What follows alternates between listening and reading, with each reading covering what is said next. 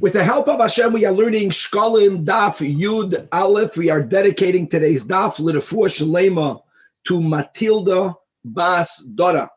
We will begin in today's Daf going back to the Mishnah that we had on Daf Yud Amid Beis, which stated, Abba Shaul says, that every Kohen Gadol would spend out of pocket the proceeds that was needed to build a special ramp used to transport the Para Aduma to the Har HaZeisim, and he'll explain that was a very expensive ramp to build. Why was that incumbent upon the Kohen Gadol?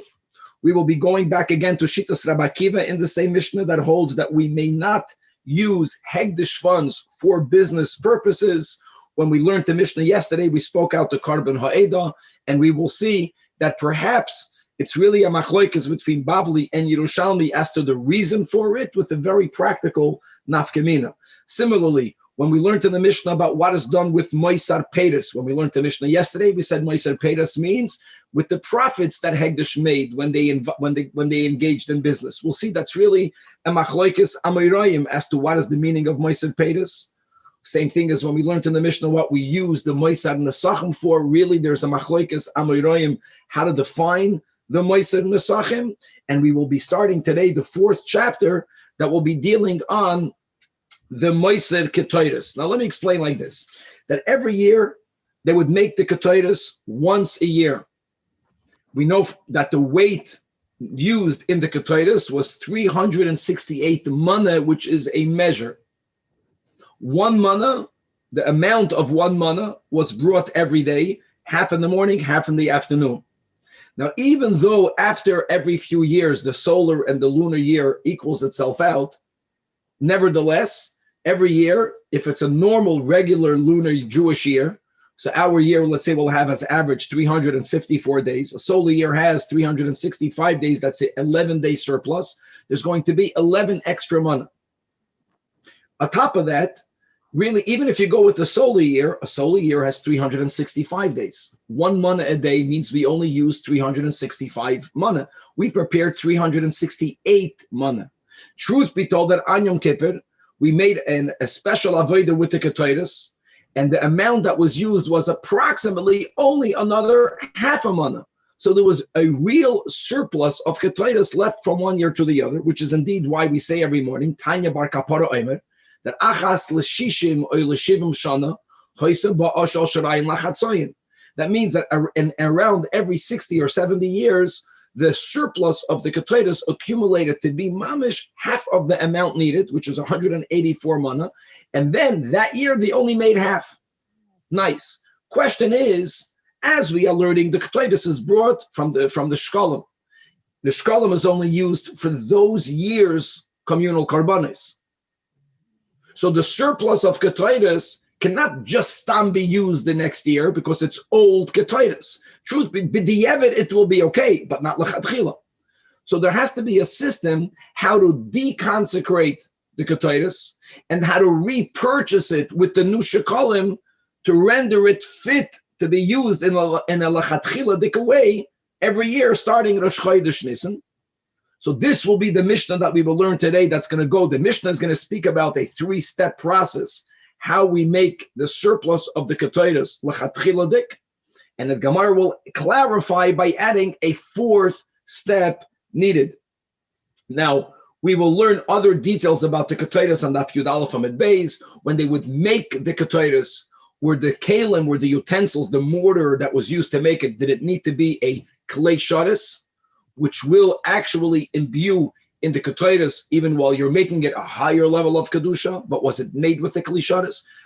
Is the Ketoides something that may be made in a klei choil? And that's going to have a huge effect as to whether we can use any funds connected to the Moisar HaKetoides to purchase a klei sharis.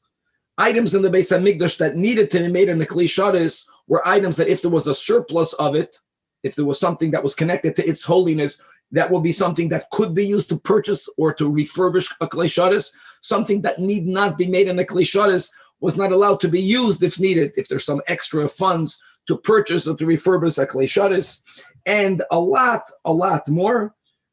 just like another quick intro for Ketaitis, and we said this as when we learned this, I think it was in Krisus, that bringing the Ketaitis, being that it's the highest level of carbon, which makes us, which creates a kesher between the Jew and God, and the higher you go, therefore the lower down you can bring that connection.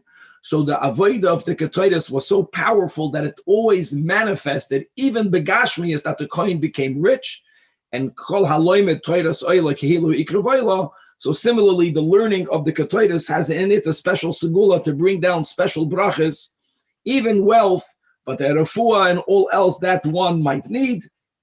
And Chevra, let us start on Daf Yud Aleph, Amud Aleph, at the end of the second line from the top of the Amud, Amar Rabbi Chanina. And as we learned in the Mishnah, that the kevesh that was used to transport the para, and it was a very sophisticated double ramp, making sure that even if there might be someone buried under the area where they are transporting the para, in the morning, like I do every holiday, Dr. Ruben from West. I can't mute it. Okay, very good. So then, even if there's tuma underneath the path, it will not be metame anyone going there. And Abba Shaul says that the Kohen Gadol would pay for that kevish out of pocket. And why would he have to spend for it out of pocket? So Amar Rabbi Chanina, and this is a very strong statement. Shachatz is gedoyla, hoisa b'bnei kohanim gedoyla. Shachatz means an arrogance. A big gaiva was expressed by the kohanim gedoylim. And what was their big arrogance? It costed more than 60 talents of gold to spend to pay for the ramp, and they went ahead and decided that even though the ramp that was used when they did the prior para aduma, it was available, they could have used that ramp. Every Kohen Gadol decided, no, I'm not using his, I'm going to make my own. And that's an arrogance. You want to be arrogant? Go pay for it yourself. What the community should pay because you don't want to use something that's perfectly usable and it's that expensive. Even when the kevesh, even when these ramps were still in existence.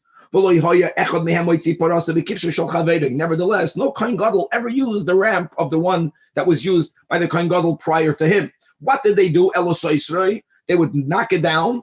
So that's the Abba Shaul. You want to do it out of your own pocket because you have shachatz?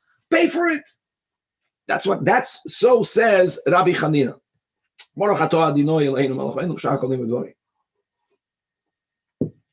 Says the Gemara, Hasiv Rav Ula, Kumi Rabbi Bana. So Rav Ula, he challenged it. He says, Rabbi Chanina, that was a shachatz? Can't be, you're wrong. Because, Tony, we learned in Abraisa Shimon HaTzadik. And during the Bayazman, Bayasheni, give a name to a Kohen Gadol. It's very nice to Kohanim Gedolim. And they have a very bad name during the second Beis HaMikdash. We're already going into a little bit what we will learn in the Sechta Yuma. But Shimon HaTzadik was a Kohen Gadol for 40 years. And during that time, he was involved in the making of 2 para adumas, shtei paras asa. Now, if the only reason why they built a new ramp was because one did not want to use the ramp that was built by some other Kohen Gadol, well, he made 2. He should have used the second time the ramp that he made the first time, but he didn't. So why didn't he use the same ramp? That wasn't that. You see, it has nothing to do with shachatz. Oh. So why Islach Lameimar Shimon HaTzadik Shachatz Hoya? It doesn't make sense. Because even if there's, God forbid, a concept of Shachatz, but he rejected his own ramp. So my Kedoin, so Taka, why did he build a second one? And the answer is not because of Shachatz. Al Shema Allahi Beparam, that he wanted to implement a higher standard of Tara when it comes to making the Para Aduma. Likewise, he wanted to show greater honor. So don't tell me it was done for a shachatz. You wanted to show special honor. So every para had its own ramp. Now, Abba Shaul still stands his ground. Every Kohen Gadol needed to pay for it, but the explanation is completely rejected. Now, I know it's late and we have to rush, but being that this is connected to a Sugi and Yuma, so we learned so much, mamash recently connected to Psachim, but let's learn a little bit about the next Masechta. We will learn in the beginning of Yuma that the Tzedukim, because of their erroneous understanding of the Torah, decided that if someone involved in the making of the para aduma became tamei and went to the mikvah, but it's still not yet nightfall, so that person is called a tful yoim, that person may not be involved in the making of the para aduma. And lo hoitzi miliban shal tzedukim, we dafke made the kohen involved in the shechting of the para aduma tamei, and he went to the mikvah, and he did not wait until nightfall, to show that even someone that has some sort of vestige of tumah is allowed to be involved in the making of the para aduma. However, since we dafke were metame someone and he went to the mikvah, but it wasn't yet night, so in order for people not to think it's not that important to be mamish tahor in the making of the para aduma, so they balance that by going through extraordinary measures of adding the highest standard of Tara with everything else involved in the para aduma, including making the ram, which is a chumrah on top of a chumrah. We'll speak more of that in the beginning of Yuma. And that's why everyone made their own ramp. Okay, back in the Gemara. And another detail about the Milo, you say that the higher standard of Tara. Tony we learned in the Braisa says Zizan Uksalim, that beams and walls protruded in the bottom of both sides of the ramp. Why did they make that? Because they might want to lean over, to look over the bridge, to look over the ramp. But again, they might lean over in a place where exactly where they leaned over, underneath there, someone was buried. But not Tumas HaTohaim. Tumas HaTohaim is not Matame. Someone was buried. It was known. Then it was forgotten, which is very, very unlikely. But the coin might become Tame, Tumas Meis.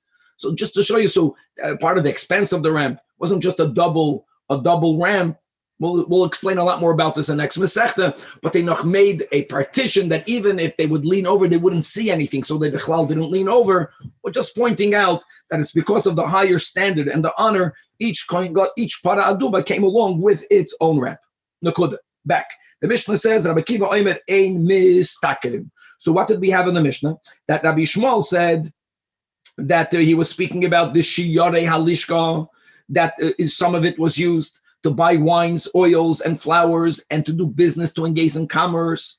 And Rabbi Kiva says, no, you can't do business with Hegdish, nor can you do business with funds that was erased for the poor. We learned the carbon ha'eda. We'll repeat it in a moment. There's so many different ways of learning every Gemara, especially the Yerushalmi. It's packed. So we're going to see how far we can get, but we're going to learn one understanding in the Gemara that clearly points out that there is a machlekes Bavli and Yerushalmi, which is a common thing. Okay, so now let's go. So Rashi said, the carbon ha'eda said, we learned this when we said the Mishnah, that why may you not do business with the money b'chlal from the Beis Hamikdash? So Rashi quoted really, it's from Ksubis, it's from the in Gemara Bavli, it says, she'ein anius b'makom ashirus, that there's no poverty in a place of wealth. Somehow engaging in commerce is an expression of poverty, because if you really, really, really you're loaded with money, why would you risk anything? You have what you need. Let's understand it that way. Now, according to this, you may never engage in commerce. Now, the carbon ha'eda is quoting what the Gemara says in Ksubis. But the way we'll learn our Gemara, the Yerushalmi doesn't agree with that explanation. The only reason why the Gemara here understands that Rabbi Kiva holds that you can't do business with funds of Hegdish is because there might be a loss. You may not risk the money of the Hegdish. Now, there's a huge difference.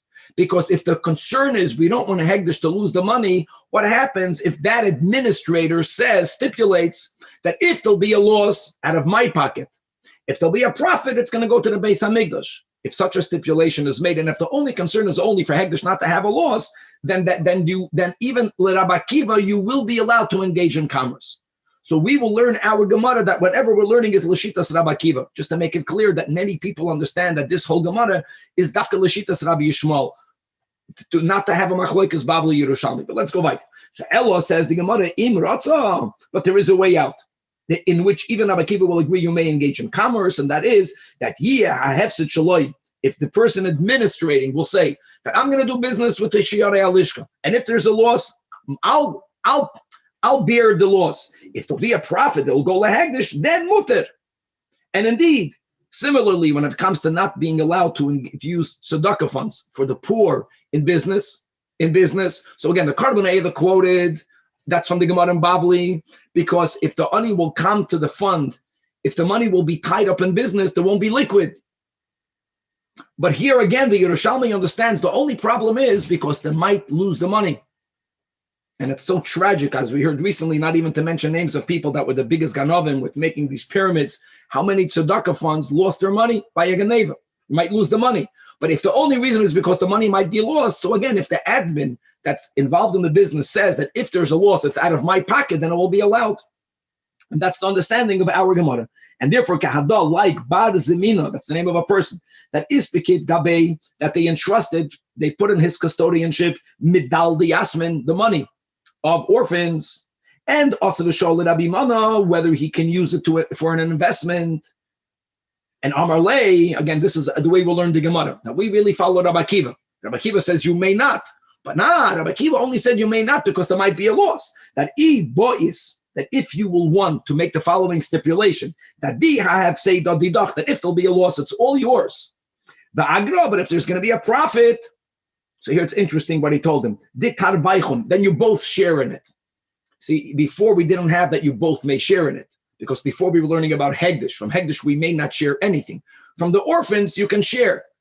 It's not about how much profit the orphans make. It's about the orphan should not lose. So as long as you cover all the loss, even if you make a stipulation that the profits will be shared, and then you have to figure out the whole ribis issue, but when it's done properly, shadi, then it's permitted. Another story, Rab Chia bar Ada, same thing, Ispikit Gabei Midal di Asmin, and he takev avat kain. He followed this formulation, and he was beheaded for the benefit of the orphans. He invested the money, and according to the Yerushalmi, as long as there won't be a long-term loss, because the admin is doing that as a mitzvah, of if there is a loss, he's going to pocket that loss, he's going to bear the loss, then even let Rabbi Akiva, it's going to be permitted. So is one way of learning this Gemara. Weiter. Moiser HaPeres. Now, when we learned the Mishnah, Rabbi Shmuel said that Moiser HaPeres is used l'kates hamizbeach. And we explained the Mishnah that what's Moiser HaPeres? That's Rabbi Shmuel. Rabbi Shmuel who says you are allowed to use the shiur alishka for business. Okay, and if there's profit, so what do you do with the profit? Says the Gemara, we're going to skip the parentheses, that Masnisan, this statement of Moiser HaPeres, the way we explain the meaning of the words, can only follow Rabbi Shmuel. And similarly, as the Rabbi Chia bar Yosef, Pasar Masnisa, who explained the Mishnah, Moiser HaPeres, right, means the way we just learned it when we learned yesterday, the Mishnah means Schar LeHegdish.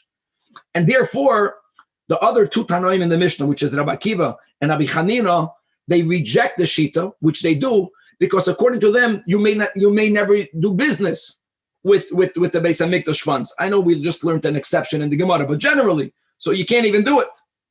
And weiter, when the Mishnah was speaking about what do you do with the Moisad Nesachim, so when we learned the Mishnah, we explained the second Amoida that we'll learn in a moment. But now we're learning another understanding of what that means. So Moisad Nesachim means Sa'ah Revi is the fourth Sa'ah. What does that mean? So like this, when the Beis HaMikdash bought materials that it needed, like wine, like oil, like flour, it didn't buy it every day. It went once a year. We also learned, remember a few days ago, that it's a curse to have to buy every day. It went once a year, and it went to a merchant, and it prepaid for the whole year's what they need. Now, what was the value of a commodity? It goes up and down. So whatever the good price the Beis HaMikdash got, the following step was implemented. If when they're going to come and collect that wine, the price of wine actually became cheaper, so then they're not going to go based on the money that they paid. The Beis HaMikdash will never lose. Then they get more. Or if the opposite, if by the time they come to pick up the product that they prepaid for, then that product is more expensive, they don't pay the more expensive price, then they pay the price that they made up. So for example, if they went ahead and for one seller, when they paid the money, they should have gotten 3 sa'ah, which is a measure, a certain amount. But by the time they're coming to pick it up, for the same amount of money, you get 4 sa'ah. In other words, that commodity became cheaper. So then they're going to, since they prepaid, they're going to get that extra sa'ah. The temple will never lose. But hold on, the temple doesn't need that extra sa'ah. Why do you think they paid? They paid because they already know more or less how much they'll need for the whole year. So sometimes there's Moisad Nesachim, the 4th sa'ah. that they never envisioned they'll get, because when they paid for it, they approximated, based on the 3 sa per sela, they prepaid X amount of sulayim. But as we mentioned, if the price becomes cheaper, the temple will never lose. They get an addition, but then they don't have usage for it. That is the case of the Mishnah of Moisar Nesachim. However, Rabbi Yochanan, he interprets both Moisar Peres and Moisar Nesachim to mean something else. Moisar Peres, Moisar Peres Usaravis, what we just said, the latter regarding Moisar Nesachim, that's the way Rabbi Yochanan understands what Moisar Peres is. And by the way, that's going to mean that that we'll have to reinterpret the Mishnah a little bit, because Rabbi Akiva and Rabbi Chanina only say you may not do commerce with the Beis HaMikdash. But Moisar Peres, as Rabbi Yochanan interprets, is something they'll have to deal with. What do you do with it? And what's the Moisar Nesachim? And that's what we said yesterday. Moisar Nesachim is called the Beirutzin. Beirutzin means is that when the Beis HaMikdash bought a product that they need, like they brought flour or they bought wine. And the same thing as if a person donated to the Beis HaMikdash for their own carbon, or they're bringing for their carbon. They would bring everything in a over-brimming measure, in an over-heaping measure. When the avodah was actually done, the kohanim they used the exact amount needed. So if there was flour that I'm bringing for my nesachim, I'm going to bring it over-heaping. But when the Kohen Gadol is going to do the avodah, he's going to take off the top that which is in excess. Now, what do you do with that? That belongs to the Beis HaMikdash, and that is the Moisar Nesachim that the Mishnah is asking what is done with it. Asks the Gemara Felice later that there is no Beirutzim. Of course, there is Beirutzim, and he never mentioned it. So Amar Rav Chizkiya, no. Ma the nafal l'saravi is whatever is going to be used according to each Tana for the saravi, which according to Rabbi Chia Bar Yosef, the saravi is the pshat in Moisar Nesachim will also be nafal leberutzim. So really, that Moisar Nesachim l'kula alma also includes the berutzim. Question is, does it also include the sa'ariviyas? That's the machlokas hamoraim. Now, al dati, the Gemara says that Reb Chia Bar Yosef nicha, the last line in the Mishnah concluded that zev v'zeh lo yehoya moedim beperes. Zev v'zeh means Rabbi Akiva and Rabbi Chanina don't agree with Rabbi Yishmael. Now, one pshat is that they don't agree that there ever was Moisar Peres, because it's prohibited to have Moisar Peres because you cannot engage in commerce. So that first, ein mishtakrin b'shel hegdish, af loy b'shel aniyim. Such a metzias was prohibited, and that's why Rabbi Akiva and Rabbi Chanina lefikach zev v'zeh lo yehoya moedim beperes, because there wasn't Moisar Peres. If it means the profits of business, according to the Tanoim that says you may not have any business. However, al dati the Rabbi Yochanan that explained that the meaning of Moisar Peres is not the profits of the business. Moisar Peres means this fourth sa'a. Everyone agrees that there was many times this excess of product because the prices went down, and by the time the Beis HaMikdash came to pick it up, they got that extra. Al dati the Rabbi Yochanan kasha, what he rejects the mitzias of Moisar Peres. No, it's a fact. We learned in a Mishnah that Amdu Megimel Yisapik Midalet. There were times again they prepaid and they always win. If it goes up, they get more. If it goes down, they don't have to pay more. And Vitanina, but yet we learned in the Mishnah, according to the last line, but how is it prohibited? So the Gemara explains now, according to this understanding, not that it was prohibited to have Moisar Peres. Yes, there was Moisar Peres. Question is, what do you do with the Moisar Peres? So what did Rabbi Yishmael say? Moisar Peres goes l'keitz hamizbeach. Rabbi Akiva and Rabbi Chanina look in the Mishnah, hold that Moisar Peres is used for something else. Not that there wasn't. They disagree with what you used it for. Meaning they did not agree with Rabbi Yishmael that the Moisar Peres should be used for keitz mizbeach. But what did they do with it? Aval moedim, that it was used for klei sharas, whether it is to buy new utensils, whether it is to refurbish used utensils, that is what those funds were used for.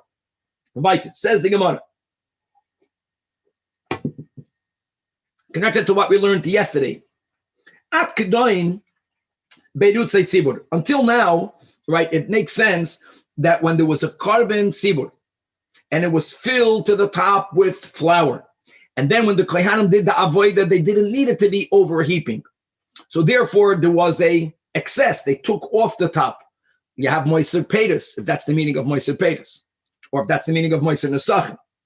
Question is, if a Yachid were to donate, were to bring his own flour, and there was this overheap, was that also given to the Beis HaMikdash? Did we accept it from him? Why would we not accept it? Because if you're going to use it like Ketz HaMizbeach, if you're using it for Korban Tzibur, and the rule is that a Korban Tzibur has to come from the Tzibur, here again, are we afraid that that individual would not give it over because the Yachid would want, no, I want it to be mine, and so when they give it to God, mine should be brought to God, which is a problem because then they didn't fully convert it into communal funds.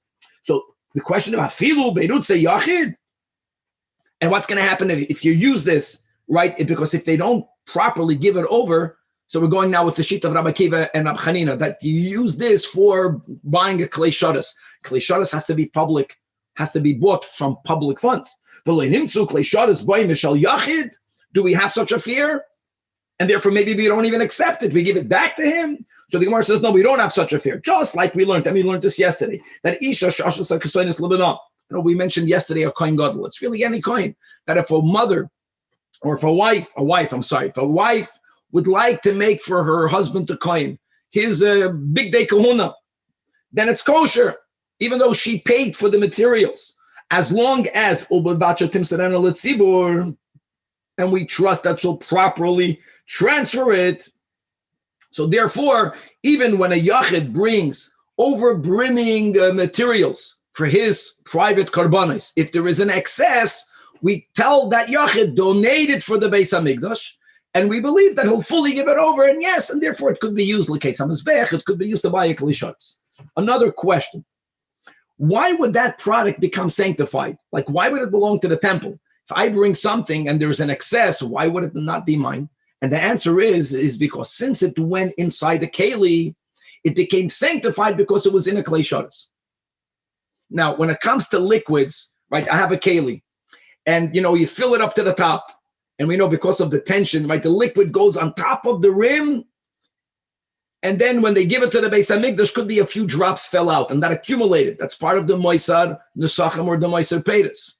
Now, the liquid that fell out for sure is holy, because when it comes to liquid, when you have a cup that's filled with liquid and then there is an overflow, that which flowed out could have really been inside the utensil before. And then when you added a little bit more, something that was in it went outside of it.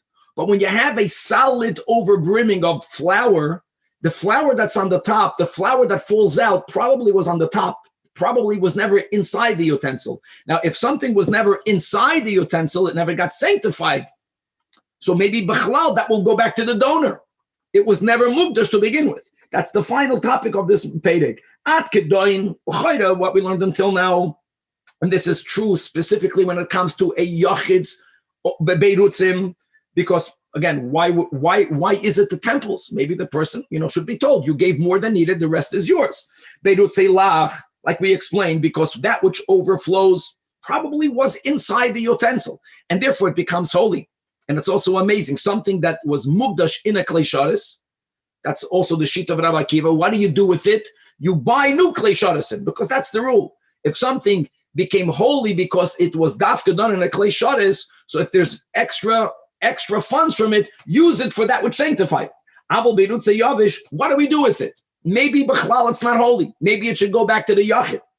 So the Gemara says, no, the answer is kahahidatanina, like we learned there in Menachas, what we learned over there in Menachas at Hanasachim. Shekachu b'keili.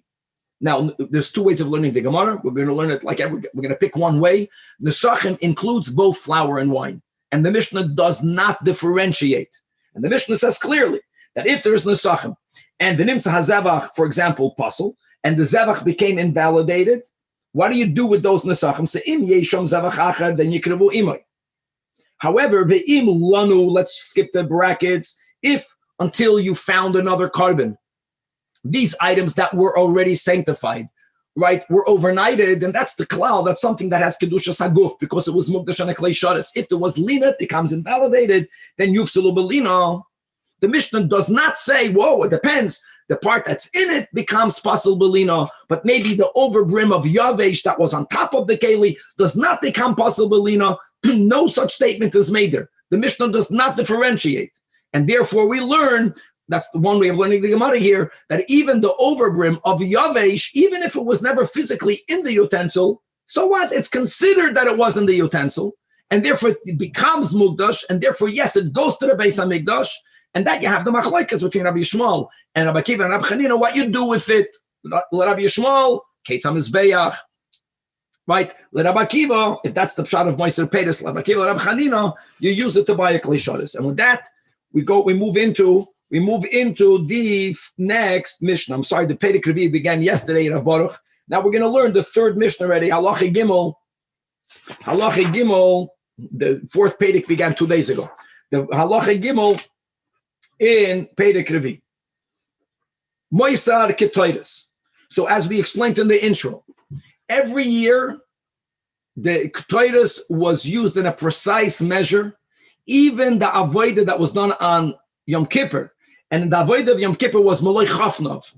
And that is not exact how much they ended up using, but it was approximately another half a mana.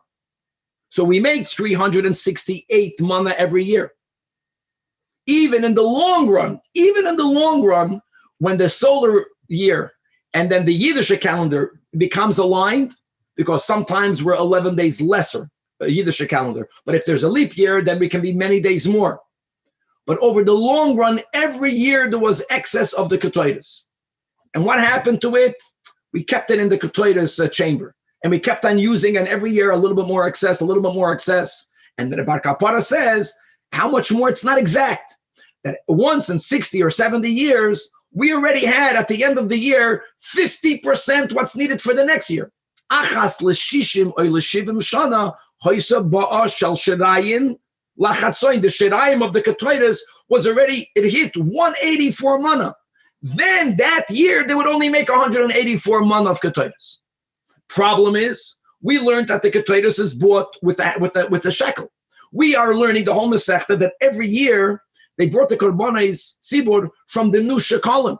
We learned yesterday the Mishnah that if there's Moisar, the remaining, the Shirayim, were not used for next year's Korbanos Tzibur. So you can't use the excess of the Ketoides the way they are. But we did. Question is, how did we do it? It needed to be deconsecrated and then repurchased with the money of the new Shekalim. So how did that happen? So the Mishnah is amazing. The Mishnah is going to speak about 3 steps, taking it for granted that really the first step will chop on our own what needs to happen. It's not going to fit. And the Gemara is going to go through the actual first step, which in total there's going to be 4 steps that happened that made the Moisar Ketoides connected to the new Shekalim. Says the Mishnah, Moisar Ketoides ma hoya oisem. But me hoya oisem means how did they make it usable? Not what was it used for. It was used for the Ketoides, but how did they do that? So here the Mishnah says, the people that would actually make the compound of the Ketoides were paid. So they took money to pay them.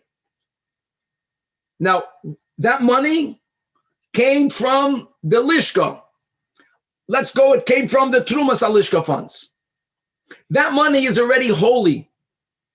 There's a rule that something that is already imbued in holiness cannot be used to put on it new holiness. That's the step that the Mishnah skips. Somehow the money that they took out of the Shekalim funds was deconsecrated. So now you have money that's not holy. The Ketoides has Kedusha. How much Ketoides did they take? So the excess of the Ketoides more or less had the financial value of the money that the temple owed to the people that made it. So they did like this. They took from the Ketoides the value equal to the wages that have to be paid to the Umalim. They took the money that the Mishnah doesn't say how, that's deconsecrated. It's chulinel. They would take the Ketoides and they would say that the Kedusha on the Ketoides should go on that money. The money is chulin, so it's open to be mekabel anu Kedusha.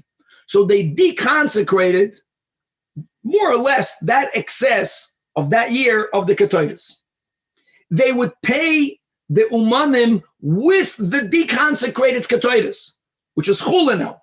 The noisnin oisna leumanim b'scharan. So now the umanim have as their payment ketoides, which they may not use. But they got paid with the ketoides. And now the temple takes money from the new Shekalim fund, from this year's Shekalim, and they rebuy back that ketoides. So now, at the end of the day, the umanim have money, right, from the new shekel fund that became chulin because it was exchanged. It went on the ketoides, which is a tangible. What the Mishnah did not explain is the original money upon which they transferred the kedusha from the ketoides in the amount of the schar umanim onto it. How was that made into chulin? And then, what do you do with that money? That's something the Mishnah doesn't even address. The Gemara is going to address. So the Mishnah speaks about 3 steps. First, you deconsecrate the ketoides on money. Step number 2 is you use the ketoides to pay the umanim. Now the ketoides is not holy. If not, you can't use it for payment. You're paying it. So now the umanim have ketoides that has value, that's chulin. And now the Beis HaMikdash purchases that ketoides, which is more or less the excess, with money from the new shekel fund. Now the Mishnah adds another nuance. When was this done? On a Chodesh Nisan. What were to happen theoretically if on a Chodesh Nisan not a single new shekel came to the Beis HaMikdash yet? What would they do? So here's where the Mishnah, that's one way of learning the Mishnah. The Mishnah is telling us that B'diavad, the ketoides could be from the old Shekalim. So says the Mishnah, if the funds came into the temple on the right time, so now on a Chodesh Nisan there is new Shekalim, then which was the whole point of these steps, to make sure that the excess of the ketoides is from the new shekel fund. But the imlav min hayishana, and as the Cardamon Ha'eder writes, the imlav, I'm teaching the way he learns the Mishnah, shaloi hidiu shkalim chadashim adayin, then yes, loikchin oisay mitruma hayishana, because b'diavad, even though you're reconsecrating it with the old shkalim, it still may be used. Asks the Gemara, the Mishnah began by saying you take money, the money is coming from the Shekalim fund, from the old Shekalim fund, fine. But you're taking money, and you're taking the ketoides, and you are deconsecrating the ketoides on that original money. How can you do that? That money is already from the Shekalim fund. You can't add kedusha, it's already filled with kedusha. So Keitzad Hu Oisa says the Gemara, there is a first step that's a given the Mishnah doesn't have to mention. So Amar Rabbi Shimon bar Bisna or bar Sana, that maybe Ma'ois, they would take money from the shekel fund. But as we said yesterday, this was the klal, that boinen b'choil v'acharkach mekachin, any part of the building in the Beis HaMikdash, and they were constantly adding to the building in the Beis HaMikdash, or refurbishing, taking out old, putting in new. They never were magdish the materials, because they were afraid that if the materials going into the temple structure will be somehow used for the benefit of the builders, which always happens by construction builders. You sit on a brick, if it's raining, you go under a beam, then you're going to be moil behegdish. So all of the building was actually choil. And they always used that whenever there was money that needed to be deconsecrated, like we have in our Mishnah, they would go to that part of the building that had the same amount of value, and they would say that the kedusha of the shkalim should go on that part of the building. And then you can do that, because something that's choil is open to be mekabel nu kedusha. So now the money was freed up. That few dollars from the base. And now the Gemara, what's in the Gemara step number 2 is step number 1 of the Mishnah. No, it's the step number 1 that the Gemara says was such a pashut thing. They always did that. They would, whenever there was money that needed to be used, right, to receive for something else to be mechulal on it, they would first take the money and go to this new part of the building and say, may the kedusha of the money be mekadesh, that part of the building. And now they had freed up money, and now the top of the Yud Aleph Amid base is what the Mishnah began with. And now, maybe Ketaitis, they brought the Ketaitis, which is the value, Ketaitis that has the value of the wages of the compounders. And they would pay them not with money. It's amazing. You had money, they didn't pay them with money, they paid them with Ketaitis. Umachalin aleyan. So now first you would take this Ketaitis and you would deconsecrate it on this now chulin money. Now step number 3, this Now deconsecrated ketaitis was used to pay to the umarim b'scharim. And now the umarim don't want the ketaitis. You can't use it for anything. They want gout. The Beis Hamikdash wants to buy it back, but they're going to use now the new shkalim. Oyson in the Koda finished. Now there's a new kasha. We began with money, right, from the shekel fund, from the shiur halishka, and now this money was deconsecrated on the binyan. Nice, but then they took the ketaitis of prior year and they put it on the money. The Mishnah didn't say, what do you do with that money? This money is connected to the kedusha of the ketaitis that was bought with last year's shkalim. So asks the Gemara, Oysan hamois mayase bohen. What is that money used for? So here we have Rebbe says that Oymer Ani, these monies were either Yudnasnu lebeis garmu. Beis garmu, as we'll learn in Yuma all this, was a family that they were experts in preparing the lechem hapanim breads. Not only did it have a very peculiar shape, but most importantly, we made it in a way that it should not crumble. And there was a lot of know-how that they had and they used. And many times they were not fully paid. Likewise, the household of Aftinas, they were the master ketaitis compounders. Particularly, aside of the 11 ingredients, they added something called ma'ale oshan, which was a certain herb that they kept secret, that when you add it to a compound of incense, when you put the incense on fire, the column rises perfectly straight up. And that was a secret that they kept for this only to be used for the ketaitis. They also needed to be paid money. That's the Aftinas family and the Garmo family. So if this is the shkalim of last year. So if money was owed for them for last year's service, so this money, which is coming from last year's shiur halishka, was used to pay their salaries. Problem is, it's last year's shekalim. It was last year's ketaitis, so it's last year's shekalim. If you owe the money in the past, if there was an open bill, then last year's ketaitis can be paid for last year's services. But what happens if they were paid up already? So Amar Rav Shmuel bar Rabbi Yitzchak, that's vehein shehayu chayavim lemois mishari shayna. If you owe the money from last year, then you use these monies that are imbued with the kedusha of last year's ketaitis for that payment. So the question is, Rab Chia bar Ba asked, what happens if lo yehayu chayavim mishari shayna? What happens if he did not owe the money with last? What do you do with it? He asked that question. Now, people didn't know the answer. But you know what happened? Also, now guys, there are so many different versions as we are getting familiar with. For the Gemara to flow, we're going to follow the version that the same Rab Chia bar Ba that asked the question, at some point he gave the answer. That also, Rab Chia, we're going to read in parentheses instead of Bibi, it's Chia. Also, Rab Chia bar Ba, in the name of Rabbi Yosi, that's one girsa that we're learning. She says, I know what you do with it. In other words, we learned in the Mishnah yesterday, Moisar Truma l'Rabbi Akiva. Moisar Truma is Kaitzam Mizbeach, that's Moisar Truma.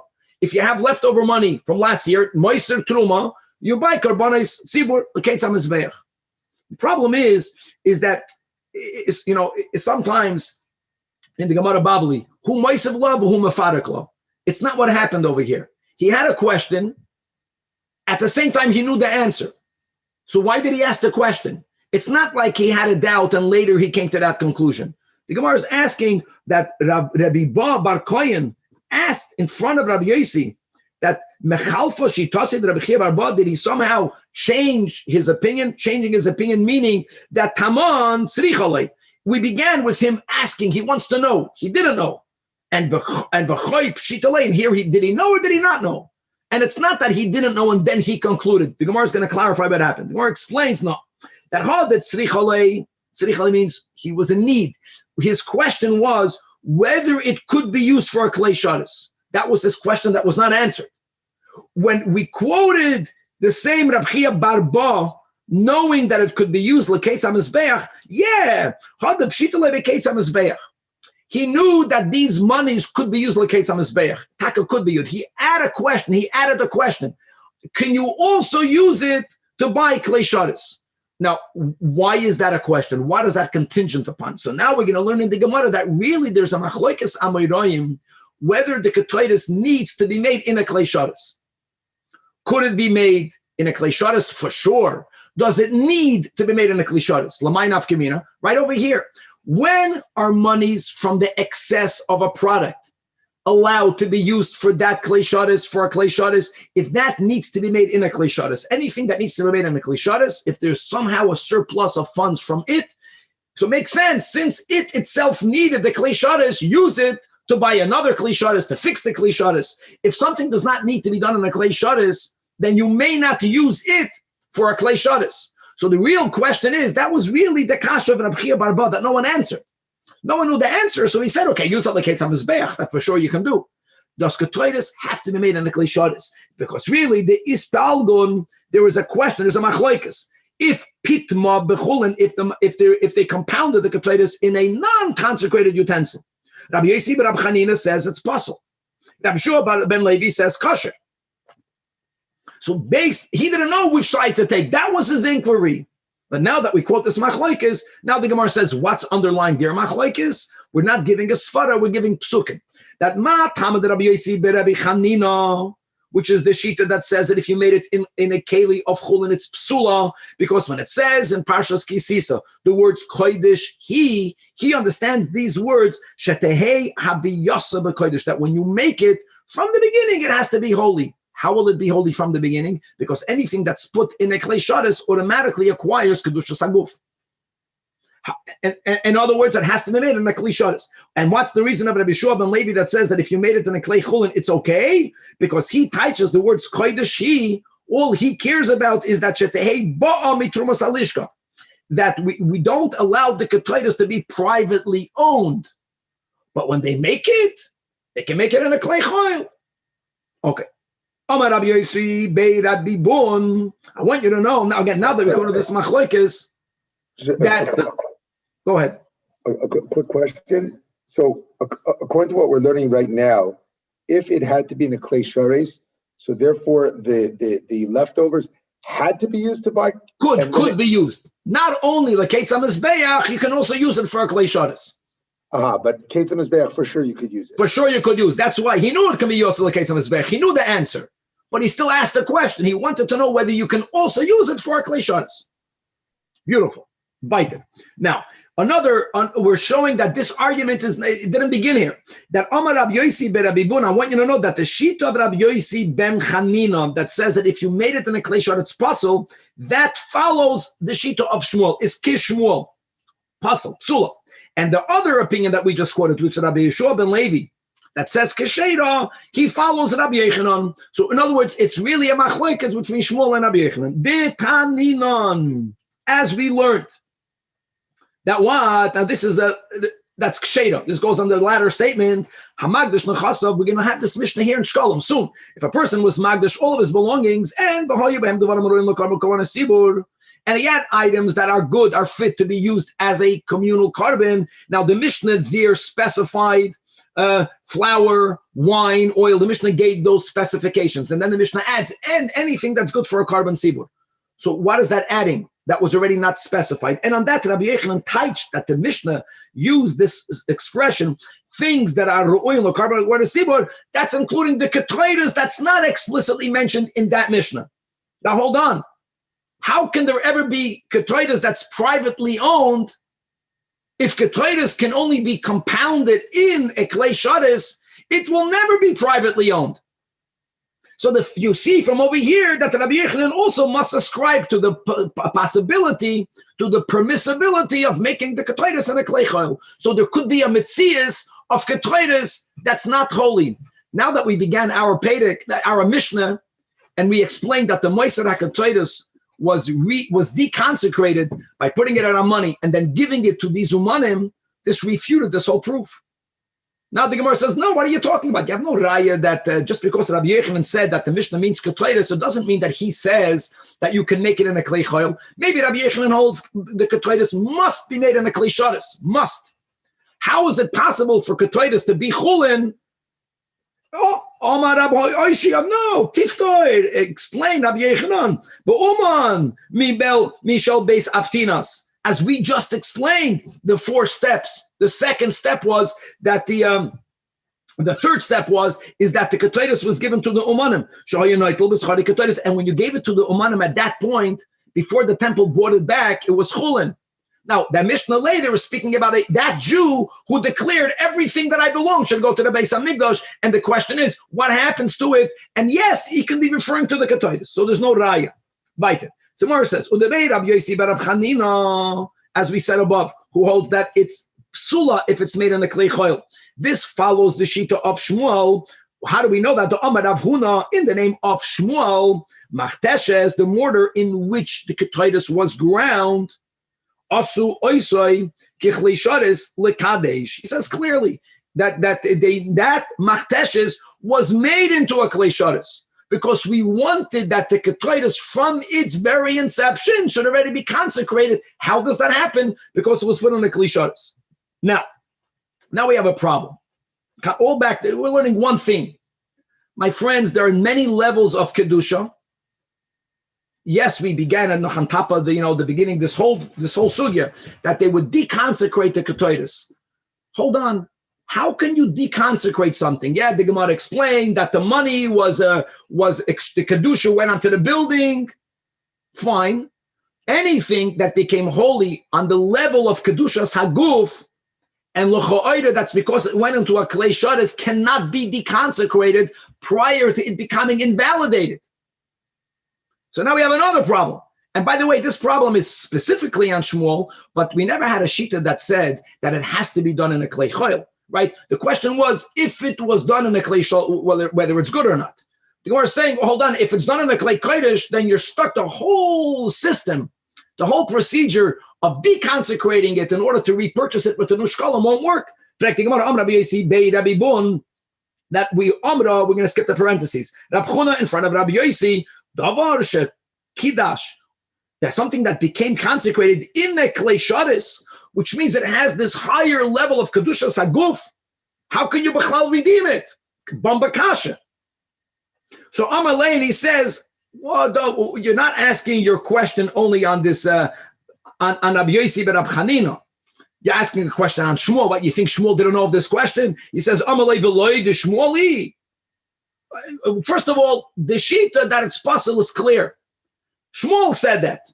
Now, how do you find for Shmuel, the great Shmuel? The Shmuel Amar, Shmuel will explain, and those who follow Shmuel will agree with his statement that Kal Hu b'Moisar, that we are lenient when it comes to deconsecrating leftovers.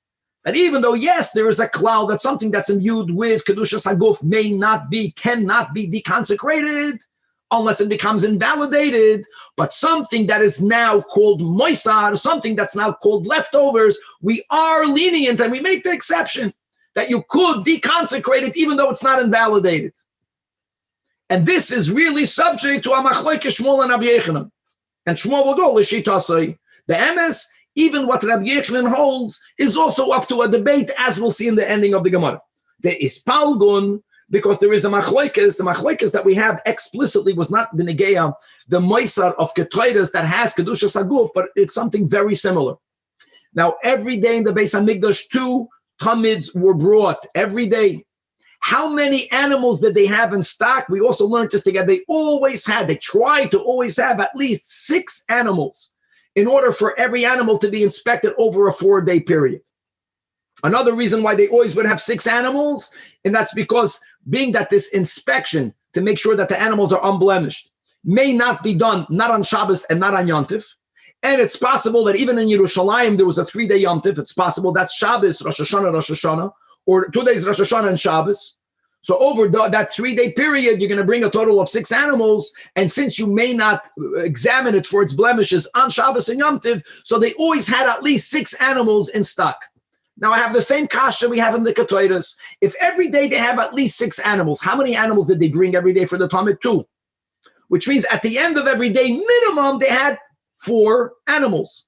What happened when you went from Chavtes Adar, or if they made it into an Ibur, what happens on the Nurash Chodesh Nisan? Have the same kasha. you're beginning a new year. You have animals that were bought from the old Shekalim. They are perfectly good animals.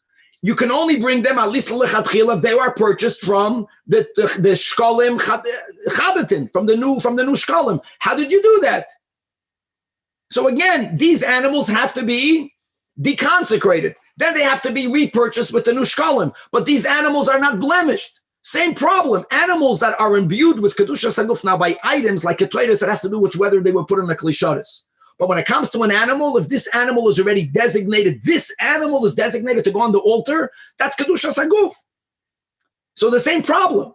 And there, regarding that, the Ispalgun, the Rachloikes, Hoisiru Tamimim, what was done with the surplus of the Tamimim? Every year there was at least 4 Tamimim, 4 perfectly good animals that were designated for the Talmud. They were purchased with last year's Shekalim, and now what do you do with them? Shmuel says, Niftin Kit Tamimim, clearly, same thing, that even though normally something that has Kedushas Haguf cannot be deconsecrated, but since now Rosh Chodesh Nisan, they are called leftovers because they were bought from the Shekalim of last year. We are lenient and we allow them to be redeemed. Now again, the Gemara doesn't even go through the steps. And step number 1 is you have to get chulin money. Whether you borrow the money, these details the Gemara doesn't say. You have to have chulin money. Then step number 2, you'll take these lambs and you're going to say, may the kedusha of these lambs go on that money. What you do with that money, again, we're not dealing with over here. Then you take the new Shekalim and you repurchase these lambs. Now the Tikkun Chatfashet Lake, the Mefarshim say, where do you get the money from? What do you do with the money? Fine. The point is that they deconsecrated it and they reconsecrated it. Shmuel says it's done when it's Tamimim, clearly. So just, Kedushas Haguf, how taka does it work? It's chaval that it's late. The words, at least to be familiar with the words. There's something called Leiv Bezdin Masna Aleim, which means that since we know from the outset that there will be an excess, Bezdin Ke'ilu stipulates that which will not be used this year, Milichatchila doesn't have Kedushas Haguf. It goes into a Klei Sharis to have the koyach to do so. If they explicitly stipulate that we don't want it to become holy, because this might not be used this year, then indeed they can somehow diminish the Kedusha. That's the mechanism of how it works. These are the words. Rabbi Yochanan doesn't subscribe, according to our version now, to Leiv Beis and Masna Aleim. You cannot do such a thing. It has Kedushas Haguf. It cannot be deconsecrated when it's still ro'ui to go on the Mizbeach because it's wholesome. Niftin, you can only redeem it when it, like any other Psulim HaMikdashim, which means it has to become blemished. And after it becomes blemished, then you sell it, and with the money you buy animals like Ketz HaMizbeach. And now the Gemara says, similarly, Hoisiru Seirim, so the Tikvan Chadatin says that if the Beis HaMikdash brought Seirim that are brought on Rosh Chodesh, they brought he-goats, Soir Lachatos. We say this in the Musaf of every Rosh Chodesh. What happens if there was a surplus? That means that you went from the Chavtes Adar, the Beis HaMikdash owned already the Soir Lachatos, and now it's Rosh Chodesh Nisan. The same issue. What do you do with that animal? It's wholesome. It was bought from last year's Shekalim. Same thing. Al Date de Shmuel, which subscribes to Leiv Beis and Masna Aleim, Im Oila Niftis. Since Im Oila Niftis, even though the Tamimim, without Leiv Beis and Masna Aleim, what would happen according to Rabbi Yochanan? They become blemished, and ultimately with the funds you buy Ketz HaMizbeach, which is an oila. So you don't even need the Leiv Beis and Masna Aleim for it not to ultimately be brought for what it was originally designated for, even according to Rabbi Yochanan. It just has to go through a deconsecration and then a repurchasing. But if even over there Shmuel holds that Leiv Beis and Masna Aleim, so certainly he'll hold the same thing by a chatas. Because if we're not going to allow Leiv Beis and Masna Aleim, like according to Rabbi Yochanan, what will happen with the soil? It will have to become blemished, and then the money will go like Ketz HaMizbeach. So the chatas will become an oila. Oh, we don't want a chatas to become an oila. For sure, that animal can be deconsecrated on money and repurchased with the new shkal. Al dati the Rabbi Yochanan. So at Khan, we learned Rabbi Yochanan holds that we don't subscribe to Leiv Beis and Masna Aleim. Now, really, the Gemara says there's a machlokes. So learns the Gra, the Mishnah Elyahu, that the Gemara wants to let us know that there's really a machlokes what Rabbi Yochanan holds. That Amar Rab Zeira, that number one is, this is what we have until now, that Rabbi Yochanan holds Takayiru, that these Seirim have to be led to the pasture, and when they get blemished, then they're sold, and then the money is used like Ketz HaMizbeach. So the chatos will ultimately be used as an oila. But Rab Shmuel bar Rabbi Yitzchak says the Mishnah's Elyahu argues with our current understanding Bishitas Rabbi Yechanan, and he says no, that these animals now are used for an oila. They cannot be used for a chatos, but they themselves mekaitzen bohen es hamizbeach. Wow. So fragt die Gemara, the kasha yesh chatos shekreva oila. How does that even work? And Omer Rabbi Yosi, that Shan Yohi, the answer is B'chlal. This is explaining Rabbi Yechanan. She'ein karbonos tzibur nikvoin ela b'shchita. Whenever the temple bought animals, they didn't right away say, you will be for an oila, you will be for a chatas. They never did that because of these issues. They left the animal unspecified, and they only designated it for a specific purpose when they actually brought it.